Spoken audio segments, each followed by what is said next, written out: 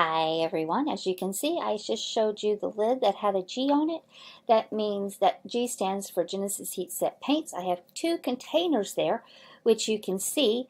One is for the Genesis Heat Set Paints, and since I also work with acrylics, or I'm starting to learn to work with acrylics, the other one has acrylics in it, so I've got an A on the lid for that. We will not be working with acrylics today. We are working with Genesis Heat Set Paints.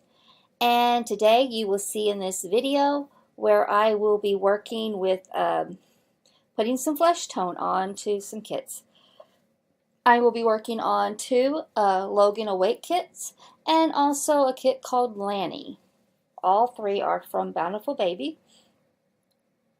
I am doing voiceover today. This makes the second attempt with voiceover. My program, after I had done voiceover, decided to just shut down and I lost everything I had done. This is kind of a raw clip. I have not cut anything out. So yeah, let's get started. You are seeing that I am using a brush to paint on my flesh paint. It all depends what mood I am in that day. There is no right way or wrong way to paint. It all depends upon the artist and how she wants to paint. Now, if I use a brush to paint on my flesh paints, I will take a cosmetic wedge that has been ripped, and I will go over what the areas that I have painted to take off excess paint, and also to do away with that little brush stroke that you get when you use a brush. When you take a cosmetic wedge that has been ripped, it will leave like a little texture behind, a little pattern. So yeah, that is what I am doing. You will see that right now I am taking that cosmetic wedge and going over the areas. I am also taking a little brush and going in between the fingers and the creases, because you get that excess paint when you brush that gets into the creases and in between the fingers, and especially if their hands are bent and they got that little O going on with their thumb and their fingers.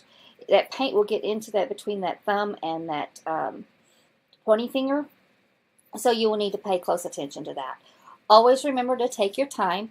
You will see that I am painting fast. That is only because I have sped up the video. Of all times, you know, I get a text in the middle of painting and recording this video. Yeah, it's just like my phone just started exploding. Nobody ever texts me, but yeah, that day they decided to start texting me. So I had to take care of that real quick. Like I said, this is a raw clip. I did not take anything out. I left it for you guys to see what my experience is when I sit down and I paint. You don't get to see my husband that comes in behind me and he talks to me. Occasionally he'll put a little kiss on my head. He likes to come in and check on me from time to time. And he stays out of the camera view. He does not like to be on camera, nor does he like to talk on camera. Maybe one day I can talk him into doing it. It's doubtfully, but who knows? Who knows what'll happen? You get to see Logan a little bit right there, and I'm taking and I'm looking at him right now. I am getting ready to take and go over the chalkiness that he has dried, so there's a little bit of chalkiness around his eyes and around the creases, and I'm taking that little brush and I'm going over it and checking things out to see what needs to be removed. And I will also take a toothpick and I will go over that as well, because there will be some places that the brush did not remove. And you want to make sure all that is removed before you put it into the oven.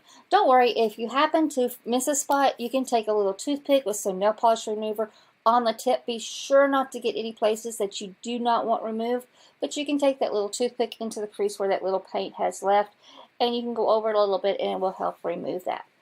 It's something that you should try to prevent from doing, but if you have to do it, you can use that little trick to help out. You want to make sure that you don't remove too much, because you could, if you ain't careful, you could get that paint underneath of that clutter, and then you'll have a mess where you'll have to add a little bit more paint to try to match. So yeah, it's all a matter of a learning curve, but that is what I use. I've used it from the beginning that I've started painting. It's a technique my husband had come up with when I first started painting my first kit, and I have taken his suggestion and I have used it going forward. I'm lucky I have not had to use it very much, because I usually make sure before I stick it in the oven that I don't have that problem. I will also go over and I will wipe the kit with my hands if I see that it is cluttered. If you have not liked and subscribed, please do so. Also, if you want more notifications, please hit that bell and you will be notified of the next video. Hope everybody has a good day. See y'all in the next video. Bye for now.